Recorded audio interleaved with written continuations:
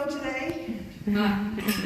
The urge to heal ourselves is a common desire, whether we frame it in terms of healing the mind, the body, or the spirit. Placebos do work to some degree.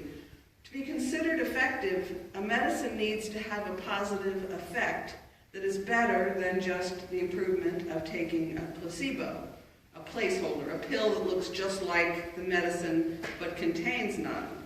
That means that there is some action, some healing that happens just because we think it will. So how can we harness this placebo power and use it as a tool for healing? And also, why am I here? What does healing have to do with what we do here on Sunday mornings? Why is healing a spiritual matter? I believe that to some degree, all healing is about healing the spirit. For healing to happen, our body, mind, and spirit must all work together. Sometimes healing seems to relate only to the body, such as in treating physical pain, disease, infection. Sometimes it seems to relate to the mind, as in treating depression, mental illness, or the emotions, as in learning to cope better with the residual damage of psychological trauma through counseling. Sometimes we pray, meditate, or commune with nature to heal our spirit. Ultimately, we have to use all our powers and all methods available to heal in any way we can. So we started the service this morning with the words, "Love is the spirit of this church." It's part of the covenant that we used to say in my old Unitarian Universalist congregation in Northern Virginia. At the beginning of every Sunday service, you can find alternates to this version in your hymnal, page 473. When I first came here to this fellowship, after uprooting myself and moving 800 miles to Murray, Kentucky, I felt it right away when I walked in the door. In fact, I was moved to joyful tears that first morning here. Love is the spirit of this church. I know some people are uncomfortable with the word church, and if you like, in your mind, you can replace the word fellowship, just because sometimes church has bad connotations. Maybe that's a trauma of the spirit that needs to be healed. But love is the spirit of this church. What a powerful mantra. I believe that love heals, while hate and fear injure the mind, body, and spirit. So the title to this talk today started out as a kind of a joke, but the thing is that placebos do work, but you have to believe in them in order for them to work. My sister insists placebos do not work for her. Well, duh. That's because she's sure that they don't work for her. It's a self-fulfilling prophecy. As I thought about the idea for this talk about the healing power of the mind, I realized I'd written about this before.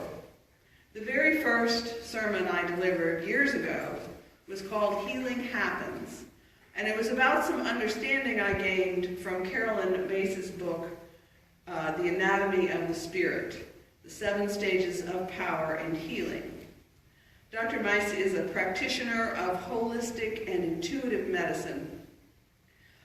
And the anatomy of the spirit focuses on the chakras. The chakras are our 7 centers of power, all the way up the body, out the top.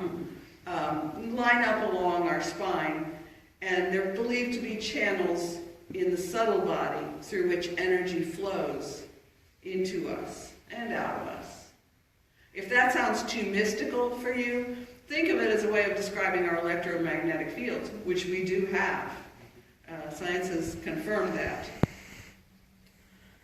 But what struck me then so strongly was that Mace draws convincing parallels between the ideas of the chakras and the basic religious principles and rituals of our Judeo-Christian heritage. It's a long story, and it's another sermon, one I wrote before, but what I took from that was that in order to heal body, mind, and spirit, we need to live and act according to the moral precepts that we have absorbed in our cultural and religious heritage. Coming from a place of love, charity, and forgiveness, living the golden rule is important to our emotional and spiritual health. And we can't be physically healthy without emotional and spiritual health, at least not for long. Now that does bring me to an important caveat. Sometimes the only healing that is available is a spiritual acceptance of the reality of our mortality. Not all illnesses can be cured, not all pain can be lessened. Life is not a curable disease, as we will all die in the end. But sometimes miraculous healings do occur. Other times, the healing that occurs is that a person diagnosed with a terminal disease is healed only in the sense that they are able to come to terms with their illness, find peace with it, and find peace with their relationships with the world. People who have serious diseases, cancer, heart disease, diabetes, mental illness, are not to blame for not healing themselves. When people who suffer from depression and other mental illness are blamed for not just snapping out of it, just cheer up, or when people who have terminal cancer are exhorted to fight harder when they've been fighting long and hard already, well, that's just wrong. And let there be no blame, no stigma, no anger directed at people who cannot seem to find healing and peace. Love is the spirit of this church. And yet, there is progress to be gained from using the power of the mind to heal the body. I read in Bill Moyer's book, Healing in the Mind, about a Stanford University psychiatrist, Dr. David Spiegel, who did a research study of 86 metastatic breast cancer patients. He intended to assess what he called the often overstated claim that the right mental attitude can help conquer cancer. Now, these 86 patients had very poor prognoses. They were not expected to survive.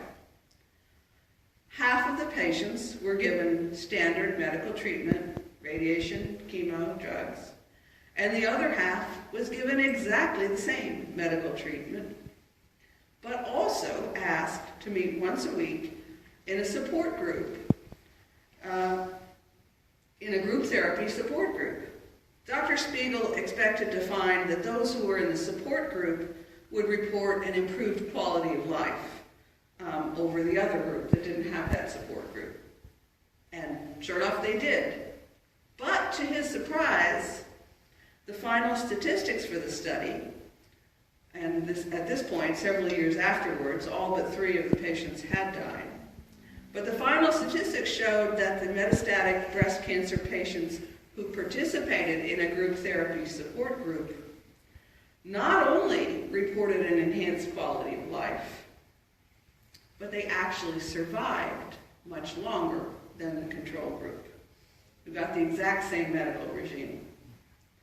In explaining this, Bill Moyers writes, "In gaining a sense of control over our medical treatments, in making conscious choices about how we spend our lives, and in allowing others into our sufferings, we are releasing innate healing capacity that make us nature's allies in our own recovery." End quote. That reference to group therapy as a means of helping people with terminal illness leads me to the more common use of group therapy as a means of helping people with emotional wounds. The action is probably similar. Sharing support and understanding with other human beings with similar problems in non-judgmental settings can help us heal from the wounds of childhood trauma, other kinds of trauma, and take actual steps to change our behavior. There's great power in sharing our stories. If group sessions can help heal our physical and our emotional bodies, what about our spiritual bodies? Is there group therapy for that? Would that be part of what we do here on Sunday mornings? A dear wise friend of mine once said that we come to church to heal our spiritual wounds. Isn't that interesting to think about? Love is the spirit of this church. So, down to the practical. What are some specific techniques we can use to harness the placebo effect and heal ourselves? First of all, start with the placebo effect based on the faith or belief that something will work. The trick is to believe in something that you actually practice. Have you taken your placebo today? Whether it's a 2-minute meditation session, whether it's expensive vitamin complex or homeopathic remedy, whether it's drinking more water, eating better, a quick yoga, Tai Chi warm-up, it needs to be something you can believe in and practice regularly. It could be as small a thing as taking a prescribed medicine with the conscious, intentional thought, this will heal me, just to boost the impact of the medicine with the placebo effect plus the pharmacological effect. Next, whether you call it meditation or prayer, a period of intentional, mindful centering and breathing, taking time to turn inward, to be calm and centered. It's considered crucial by just about every source I found about healing with mind power. Likewise, practicing mindfulness and gratitude serves to focus our brains and reorient our chemistry, to feel happier and healthier. Conscious breathing helps too, for all the same reasons that meditation works, but also because flooding your body with a little extra oxygen can help a lot. Turns out we walk around oxygen deprived to some extent, especially as we get older. In the rapidly expanding body of knowledge about brain chemistry, there's a growing understanding of how meditation works to actually change the physical brain. There's evidence that real physical changes take place in our brains, which are manifested in heightened compassion, more clarity in perceiving one's place in the world, and enhanced calm and centeredness. Blood pressure is reduced, heartbeat is stabilized. There's even evidence that meditation can reduce blood pressure, blood sugar, as well as blood pressure. In a 2015 Washington Post article, Bridget Schulte reports that Harvard neuroscientist Sarah Lazar, quote, found that long-term meditators have an increased amount of gray matter in the insula and sensory regions, the auditory and sensory cortex, which makes sense. When you're mindful, you're paying attention to your breathing, to sounds, to the present moment experience, and damping down your cognition. It stands to reason your senses would be enhanced, end quote. This may explain how a practice of gratitude can improve your attitude and your brain. By focusing on those things for which you are grateful, instead of those about which you are unhappy and anxious, you build up the muscle, the gray matter, in the brain that you want to use, instead of reinforcing your fears. Another form of healing with mind power is faith healing. A good friend of mine once witnessed a Christian Science healing which was clearly miraculous to him. A deep cut, spurting blood, which disappeared before my friend's eyes as his friend sat and prayed over her cut foot. The Church of Christ Scientist was founded by Mary Baker Eddy in 1879. She described Christian Science as a return to primitive Christianity and its lost element of healing. Adherents believe that reality is purely spiritual and the material world an illusion. Sounds kind of vaguely Buddhist. Disease is thus a mental error, and the sick should not be treated by medicine but by a form of prayer. It's interesting.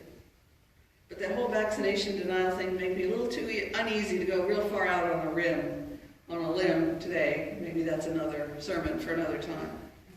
One more source of healing, though, that I have to mention: the healing power of time spent outdoors in nature. In Silent Spring, Rachel Carson wrote, "Those who contemplate the beauty of the earth find reserves of strength that will endure as long as life lasts. There is something infinitely healing in the repeated refrains of nature, the assurance that dawn comes after night and spring after winter."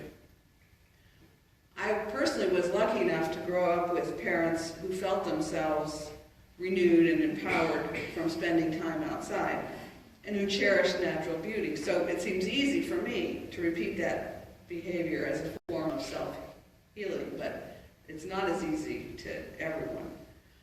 A growing body of research shows that people who live in rural areas have a lower incidence of anxiety, depression, and other mental illnesses than those in urban areas.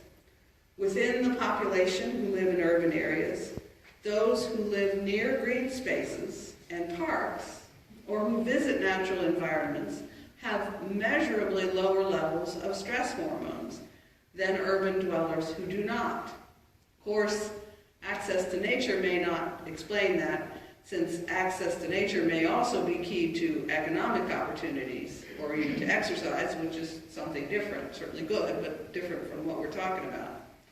So a Stanford researcher named Gregory Bratman set out to see if it was just a walk in the park that makes a difference in our mood and brains. So he had two matched sets of volunteers. One group walked on a lush green path in campus, in nature, and the other group walked for the exact same amount of time on a sidewalk alongside heavy traffic. The group that walked in nature were more attentive and happier than those who walked beside traffic, as measured by a before and after questionnaire. Maybe it was air pollution. So he followed up with another study using brain imaging to track the activity of a part of the prefrontal cortex associated with unhealthy brooding behavior. This study found a decrease, measurable in brain scans, in unhealthy brooding-type brain activity in a group of adult city dwellers after a walk in the park. When I was young and foolish and first interested in natural healing, yoga and meditation and all that hippie stuff, I was attracted to the idea of healing by a kind of meditation and breathing that intentionally focuses white light on the subject or on oneself. The idea is by focusing our energy, we can actually direct healing energy. Maybe that's the placebo effect, but it works on someone else. It sounded like a great tool for healing, and there were a couple of times when I seemed to think that it worked very well. I observed it working dramatically, but in practice, it requires a high level of concentration, which I didn't have then and may not now, and it worked very rarely. But regardless of my successes and failures using white light to heal, when singer-songwriter and breast cancer survivor Rachel Bissix performed for the coffee house at my former Union church, singing a song she'd written for her son who was serving in Afghanistan called "In White Light," I intuitively and immediately felt it to be a song of great healing power and beauty. That's the song we sang this morning. Now, a year or so after Rachel Bissix sang at that church coffee house, I was preparing a sermon, the topic or substance of which I no longer recall, but I contacted Rachel and asked her for permission to sing it in church. I found out then that her cancer had returned, metastasized, but she graciously agreed to my request and sent me the guitar chords. Some dear friends with amazing voices sang it with me to the congregation that morning I did that sermon. On that morning when we sang it, a little historic chapel in the woods reverberated softly with love and white light. We found out later that day that Rachel Bissix had died in Vermont, surrounded by her family, including her son, safely back from Afghanistan. that very morning as we sang her song. It's time to go, the lyrics say. I hope you know. Moon will see you safely home in white light.